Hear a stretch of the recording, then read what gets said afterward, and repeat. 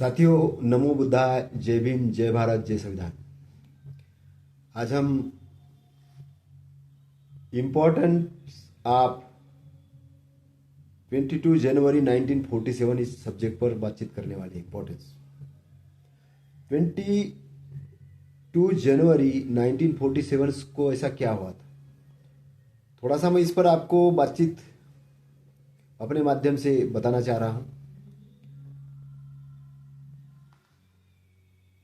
13 दिसंबर 1947 को एक प्रस्ताव रखा गया था पंडित जवाहरलाल नेहरू जी द्वारा संविधान सभा के अंदर में, और वो पारित हुआ था 22 जनवरी 1947 को। प्रस्ताव के अंतर्गत ये था कि भारत का कॉन्स्टिट्यूशन किस प्रकार से ड्राफ्ट होना है।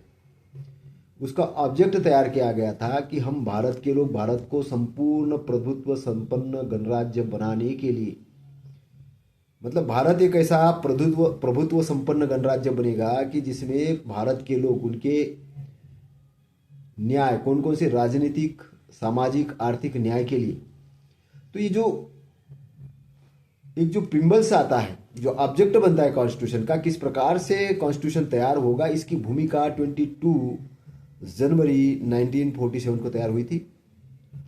और इसलिए बड़ा इंपॉर्टेंट दिन है।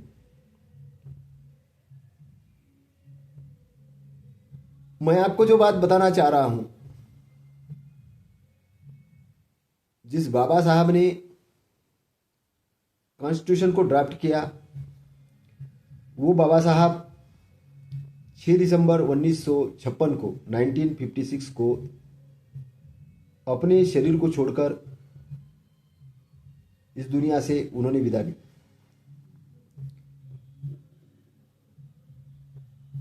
और बाबा साहब ने जो बड़ा काम किया, वो काम किया कि इस देश के लोगों को बुद्ध का धम्म दिया। बुद्ध धम्म विद्वान लोगों के लिए दिया गया धम्म है, लेकिन पहली बार ऐसा हुआ कि 500 जिन लोगों का जिक्र आता है कि पेशवाई जिन्होंने खत्म की थी, उन्हीं 5 लाख लोगों को बाबा साहब ने बुद्ध धम्म की दीक्षा दी। बाकी लोग बाद में फिर शामिल होते रहे।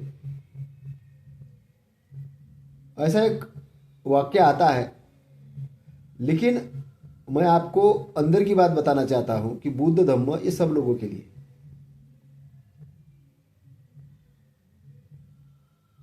बुद्ध का जो धम्म है सब लोगों के लिए, सब लोगों के लिए इसलिए है कि तथागत ने जो मार्ग दिया, ये सभी प्राणी मात्र के लिए, और सभी प्राणी मात्र के लिए इस प्रकार से है कि सब लोग किस प्रकार से खुश रहे, किस प्रकार से आनंदित रहे। ये जो मार्ग देने का काम है, ये तथागत ने किया। और तथागत कौन है? तथागत सम्यक संबुद्ध है। तो 22 जनवरी को इस हिसाब से हमें याद करना है। 22 जनवरी को हमारा कोई काला दिन नहीं ना सफेद दिन है। 22 जनवरी एक ज्ञान का दिन है, जिस दिन भारत के लिए जो कॉन्स्टिट्यूशन लिखा गया, उस कॉन्स्टिट्यूशन की प्रिम्बस, उस कॉन्स्टिट्यूशन का ढांचा तैयार करने का काम इस संविधान सभा ने किया था। और उस संविधान सभा के ड्राफ्टिंग कमेटी के चेयरमैन डॉक्टर बाबा साहब अम्बेडकर थे।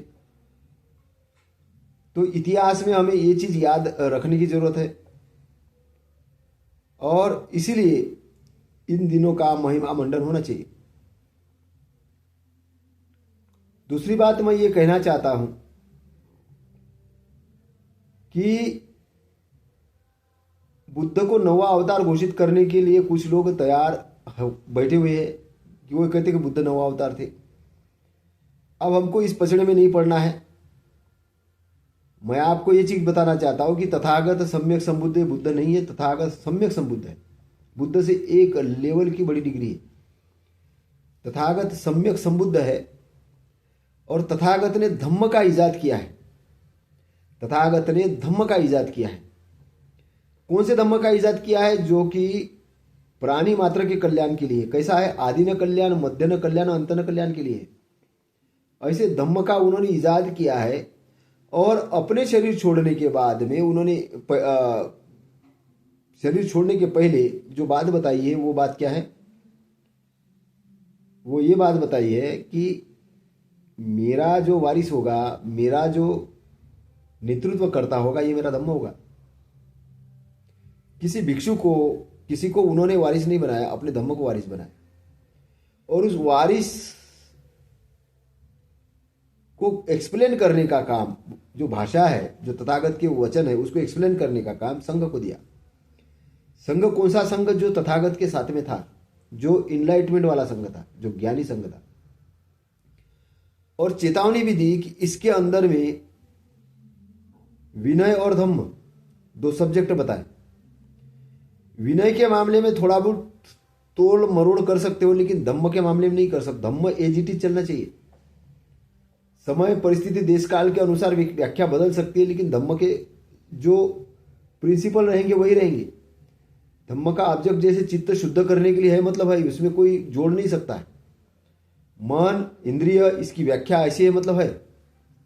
आपको वो समझना है कि शरीर किस प्रकार से बना है, किस प्रकार से उसकी उत्पत्ति होती, किस प्रकार से धम्म के माध्यम से जाके आदमी मुक्ति के रास्ते पे जाता है। ये धम्म के अंदर में फार्मूला है, सीधा सीधा। धम्म का मतलब है कि एक आचार संहिता है कि जो जिस आचार संहिता से आपको मुक्ति का मार्ग मिलेगा, आप दुख से मुक्त होंगे।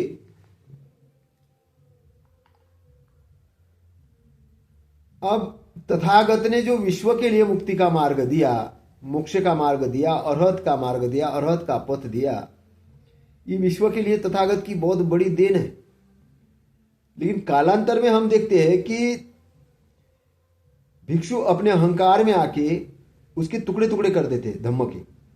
कोई महायान कर देता, कोई हीनयान कर देता, कोई वज्रयान कर देता, कोई तंत्रयान कर देता। वो कैसा करता है कि एक अंधा अंधा अंधा लोगों का जो समूह जो होता है कि राजा ये कहता है ये हाथी है, हाथी को जाके देखो अंधे लोगों। तो कोई पैर को पकड़ता है, कोई पूंछ को पकड़ता है, अंधे लोगों का जो समूह है। तो जिसने जो चीज को पकड़ा था वो चीज को ही मानता है कि यही हाथी है। पूंछ को पकड़ने वाले ने कहा कि रस्सी है, पैर को पकड़ने वाले ने कहा ये तो खंबे जैसा है, कान को पकड़ने वाले ने कहा तो सुपड़े जैसा है। इसी प्रकार से व्याख्या लोगों ने की है। और इसी प्रकार से जो खंड खंड विखंड जो धम्म के हुए हैं, ये उन्हीं लोगों ने किए हैं कि जिनको धम्म का नॉलेज नहीं था, अंधे थे, अंधे जैसे गए थे, पूर्णतः नहीं देखा। तथागत कहते थे कि मैं जो धम्म बताने जा रहा हूं, ये धम्म जो है ये क्या है, मैं एक डायरेक्शन देने जा रहा हूं, उसको जरा ध्यान से सुनो। मेरा धम्म जो आदि न कल्याण, मध्य न कल्याण, अंत न कल्याण के लिए, ये बोधि प्राप्त करने के लिए, ज्ञान प्राप्त करने के लिए। लेकिन हमने उनके बातों पे ध्यान देने के बजाय उनके शरीर की तरफ ध्यान दिया, उनकी मूर्ति की तरफ ध्यान दिया। आज एशिया के अंदर में सबसे ज्यादा मूर्ति तथागत की पूजी जा रही। साहित्य कम पढ़ा जा रहा, मूर्ति ज्यादा पूजी जा रही। भारत के अंदर तो बिल्कुल ऐसा ही है। हर विहार के अंदर तथागत की मूर्ति है, लेकिन लाइब्रेरी नहीं है, त्रिपिटक नहीं है। बाबा साहब की मूर्ति है, लेकिन बाबा साहब की वॉल्यूम नहीं मिलेंगे, लाइब्रेरी नहीं मिलती है। तो बाबा साहब ने क्या कहा, हमें कोई जानकारी नहीं। तथागत ने क्या कहा, कोई जानकारी नहीं। हम पूजने में लगे हुए। किसे पूजने में लगे? मूर्तियों को पूजने में लगे। इसलिए विद्वान लोगों की जो उत्पत्ति होनी चाहिए, जो ज्ञानवान लोगों की उत्पत्ति होनी चाहिए, वो होने के बजाय पुजारियों की उत्पत्ति होने लग गई, मूल लोगों की उत्पत्ति होने लग गई। अभी अभी की मैं एक घटना बताना चाह, एक विहार के अंदर में मैं संत कबीर साहब की जयंती के उपलक्ष्य में फोटो लेके गया। मैंने कहा कि संत कबीर साहब की जयंती मनाना है। तो लोगों ने क्या कहा? लोगों ने कहा कि संत कबीर साहब है ना, बाबा साहब ने बुद्ध धम्म लेने के बाद बस उनको मानना बंद कर दिया था, इसलिए हमें मानने की जरूरत नहीं। तो बाबा साहब ने कहा था मेरे 3 गुरु है, लेकिन हमने अपनी परिभाषा देखिए, कबीर साहब को आउट करने की कोशिश की, फूले को आउट करने की कोशिश की। उसका परिणाम ये हुआ कि लोग अंधविश्वास में फंसते चले गए। कबीर साहब ने अंधविश्वास से निकालने का काम किया। फूले दंपति ने एजुकेशन का आंदोलन चलाया और तथागत ने साइंटिफिक दृष्टिकोण देने का काम किया। सबका अलग अलग काम है, लेकिन सारे काम का एक ही निचोड़ है कि आपको अज्ञान से मुक्ति दिलाना। तो जो अज्ञान फैलाने का काम करते हैं,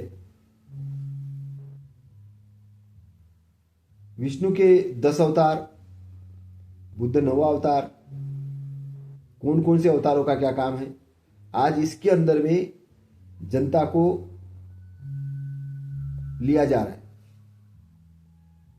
अवतार किस लिए जन्म लिए? तो शत्रुओं का नाश करने के लिए। कौन सी शत्रुओं का नाश करने के लिए? तो जो राक्षस थे उनको। राक्षस कौन थे? यहां पे जो लड़ाइयां चली, जो युद्ध चली, उस युद्ध में विजय प्राप्त करने के लिए। और तथागत का दृष्टिकोण ऐसा नहीं है। तथागत ये कहते हैं युद्ध के अंदर में तुम लाखों लोगों को जीत लो, लेकिन खुद को नहीं जीते तो कोई जीते ही नहीं है।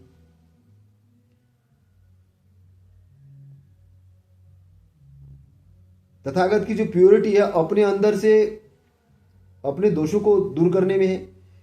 क्योंकि एक पेड़ अच्छा तभी बन सकता है जब उसकी जड़ें सही हो, उसको सही तरीके से खाद पानी दिया गया हो। हम ये कर नहीं रहे। अपने आप को प्योरिटी में डालने के बजाय हमारा दृष्टिकोण बाहर की तरफ भाग रहा है। इंटरनल ग्रोथ के बजाय हम बाहर की तरफ ग्रोथ चाह रहे हैं। और बाहर की ग्रोथ तभी मिल सकती जब इंटरनल ग्रोथ हो। शासन करने वाली जो लोग हैं, शासन करने वाले लोग, ये चालाक लोग हैं। इन्होंने जो आपके लिए मंदिरों की, मूर्तियों की जो निर्मित की है, आपको आजाद करने के लिए नहीं की है, आपको गुलाम बनाने के लिए की। कोई भी महापुरुष मंदिर और मूर्ति की पूजा की बात नहीं करता, वो ज्ञान की बात करता है, ध्यान की बात करता है। मंदिर की मूर्तियां एक प्रतीक होती है कि तथागत की जैसी मूर्ति होती है, उसमें ये देखा जाता है कि ध्यान कैसे लगाते थे, वो चलते कैसे थे, दिखते कैसे थे, एक प्रतीक के रूप में होती है। लेकिन ज्ञान के लिए अंतिम सत्य नहीं है। ज्ञान के लिए आपको आपका दिमाग डेवलप करना पड़ेगा, पढ़ना पड़ेगा, ध्यान करना पड़ेगा और सीखना पड़ेगा। और ये काम कौन करेगा आपके लिए? आपके लिए खुद करेंगे आप। इसलिए 22 जनवरी 1947 का जो महत्व है, बहुत बड़ा महत्व है, क्योंकि इस दिन से ज्ञान विज्ञान की शुरुआत हुई है। अंधविश्वास दूर भगाने का काम हुआ। आर्टिकल 13 लिखा गया उसी के आधार पे कि अंधविश्वास नहीं फैलाया जाएगा। इसलिए हमें किसी भी प्रकार के दिग्भ्रांति में नहीं फैलना है। हम इस जीवन में आए तो जन्म मरण के बंधन से मुक्ति के लिए आए हैं, मोक्ष प्राप्ति करने के लिए आए। मोक्ष मरने के बाद नहीं मिलता, जीते जी मिलता है, जब आपका चित्त प्योरिटी में जाता है। इसलिए इस भ्रम में बिल्कुल मत रहिए, मार के बंधनों से बाहर आइए। क्योंकि तथागत ये कहते हैं कि इस धरती पर मार का साम्राज्य है। उस मार के साम्राज्य को जीतकर आपको मुक्ति के रास्ते पे जाना है। नहीं तो भवचक्र के बंधन में पड़ के आप जन्म मरण के बंधन में पड़ के ही घूमते रहोगे।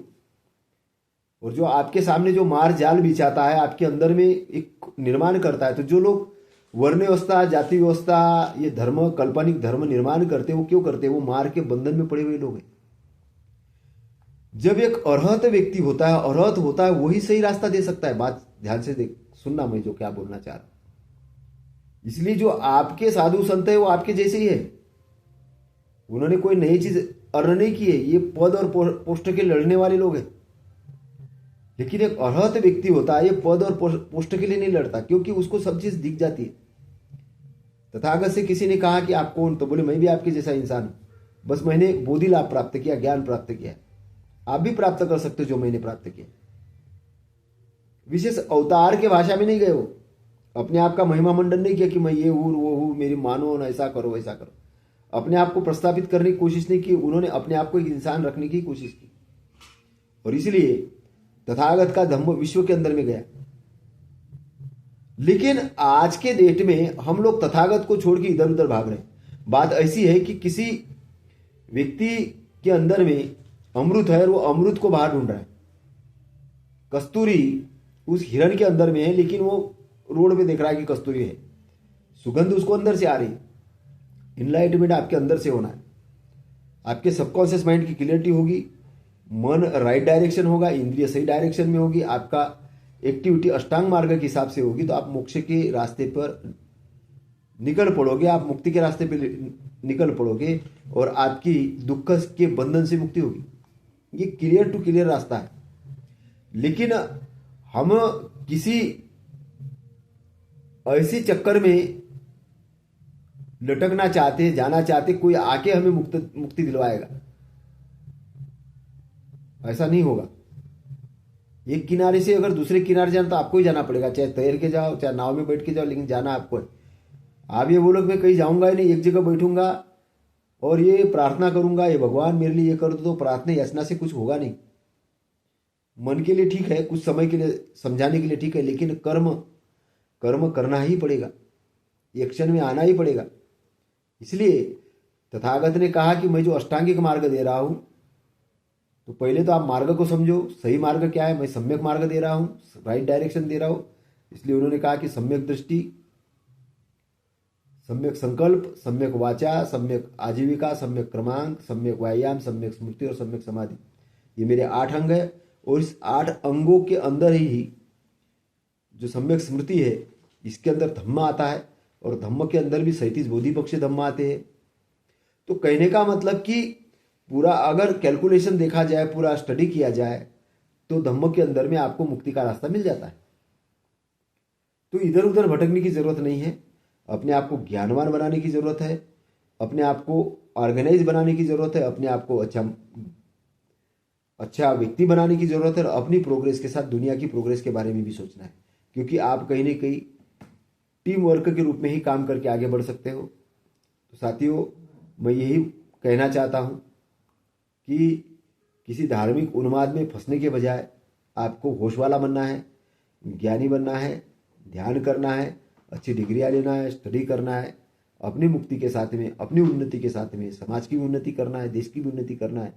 और इसीलिए किसी के जालसाजी में नहीं फंसना है। आपको अपना विवेक जगाना है, अपनी प्रज्ञा को जगाना है, और अपने आप को मुक्ति के रास्ते पे ले जाना है। आपका मंगल हो, आपका शुभ मंगल हो, आप स्वस्थ रहे, आप अच्छे रहे। इन्हीं मंगल कामनाओं के साथ नमो बुद्धाय, नमो धम्माय, नमो संघाय। साधु साधु साधु।